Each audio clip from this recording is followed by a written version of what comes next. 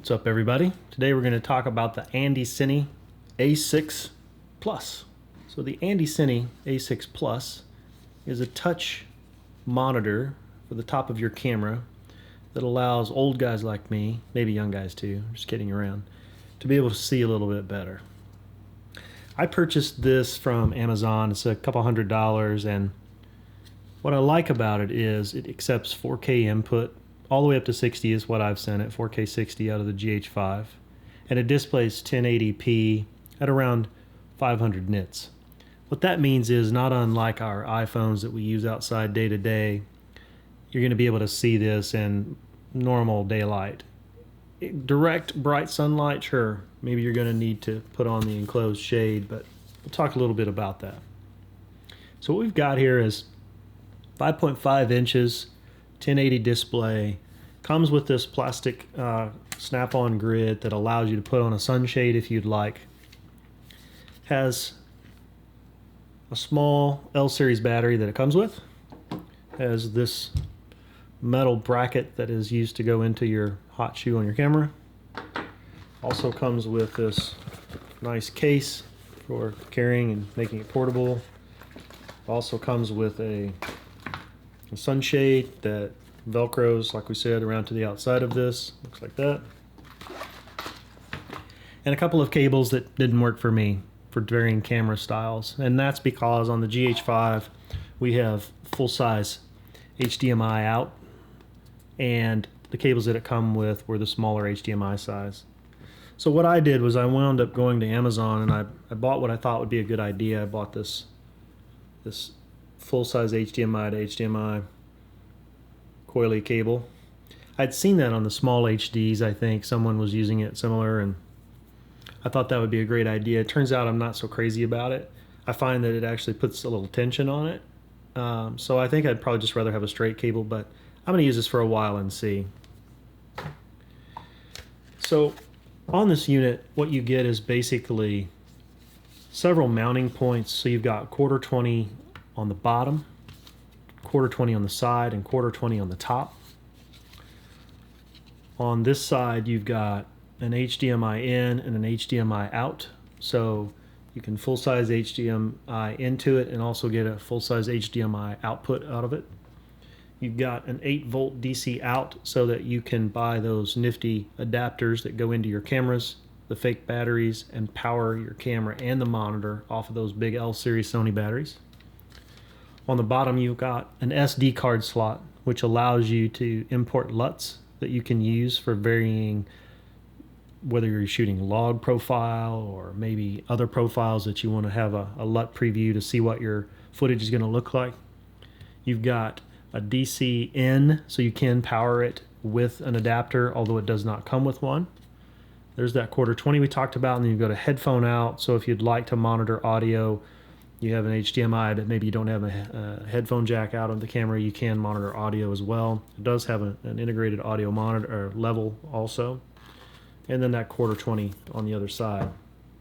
On the back, you can see that you've got really two different ways in which you can connect batteries. You can connect an L-series battery like we talked about, or you can use Canon-style batteries as well. I don't know why. I don't know anybody who uses Canon batteries on them, but maybe you do. I think almost everyone uses L-series, because that's what we have on majority of the lights that we use and so forth. It also has a little button that helps you get that battery off, kind of the connector. If there's anything that most people complain about with this unit and all of the Andycine units, which by the way is the same as the Field World, it's this bracket. It appears that what they intended to do was copy the SmallHD's bracket, which gets good reviews. And they've done a pretty decent job, but there were a few problems. Number one was when I received this cold shoe mount, wouldn't fit any of my cameras. I have four cameras, and it would not fit any of them.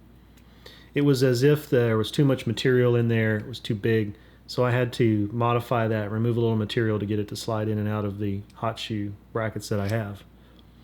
It could be that I just got a flawed unit. Maybe they don't all do that, but certainly I had that problem with this one. The other common complaint with this unit is the way in which it connects here to the side. Works really well. until you go to move the monitor, and then it gets loose and you have to retighten.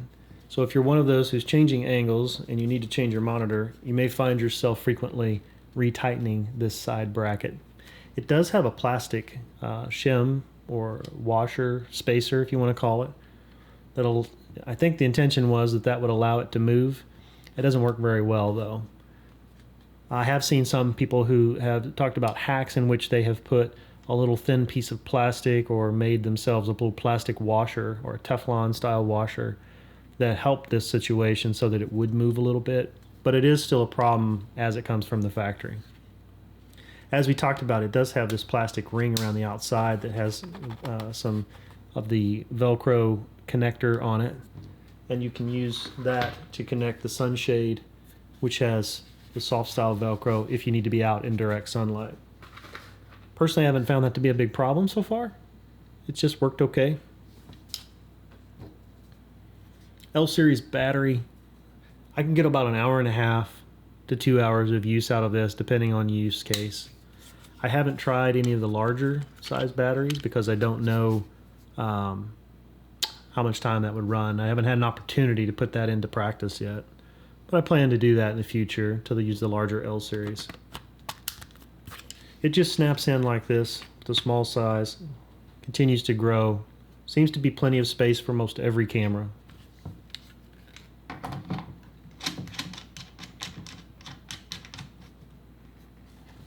When you put it on your camera, it looks like this. Does add a little weight, but it's not bad. With this curly Q cable that I have,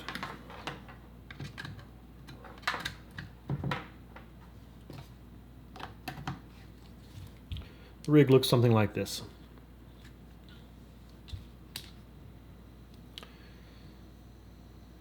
So when you turn your camera on, you have to press and hold the monitor button. And once it powers on,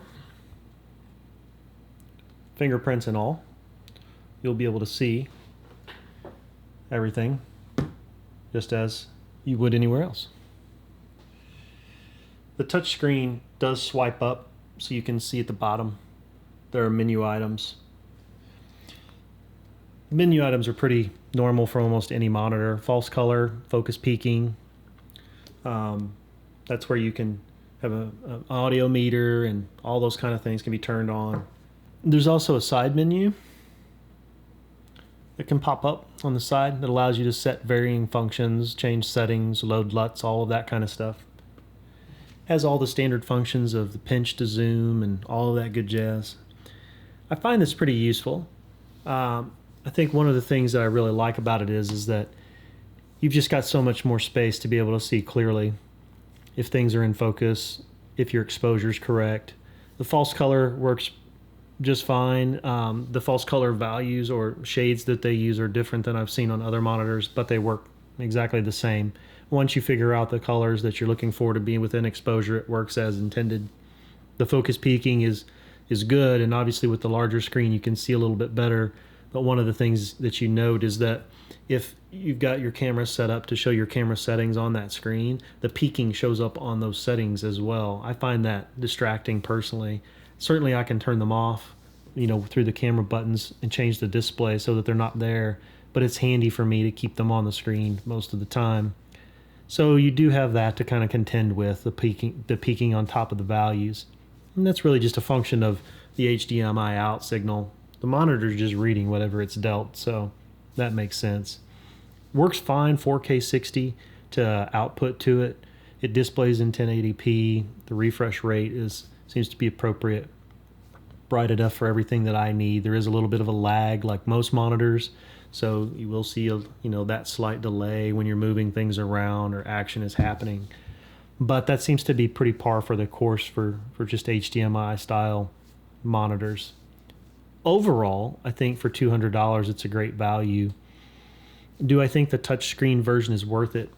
Maybe not. I think with the traditional A6, not the Plus version that has the buttons on the top, I think you could get just as good a use out of it by programming those buttons, because there's only 2 to 3 things you're going to use all the time on it as well. So it's probably just as well to save the $40 or $50 or whatever it is and buy the A6. But if you really are into the touchscreen and you want to do that pinch to zoom kind of a thing, maybe you want to spend that money to get it. But overall, the screens are almost identical. I don't feel like the software interface is nearly as good as what we've seen on other touchscreens. I think the SmallHD and maybe even the other brands have better software interfaces. I do think there's something really appealing on the SmallHD version to be able to move a page at a time and have settings on different pages. I wish there was something in the software of this one that would do that. But for the price, it's a compromise I'm willing to make. There's a big price difference. So overall, I recommend the Andycine 4K A6, but I say consider what your needs are. And if you're just getting into a monitor, maybe you'll give it a whirl. It doesn't do any kind of recording or anything. It's just a monitor for display. So that's why I feel like for the price, it's worth giving it a shot. I'll let you know what I find out over time as far as battery life and length goes with the larger L series batteries. But right now, I'm pretty happy with just the small battery for the short shoots. We'll get into wedding days where we're spending all day. I'll jump into the longer L series batteries and we'll give it a test then. So I hope this is helpful. Amazon has the A6 Plus and the A6. Andycine or Field World. Feel free to give them a shot. I'll put a link in the description so you can check it out if you want to. Thanks for watching. See you again soon.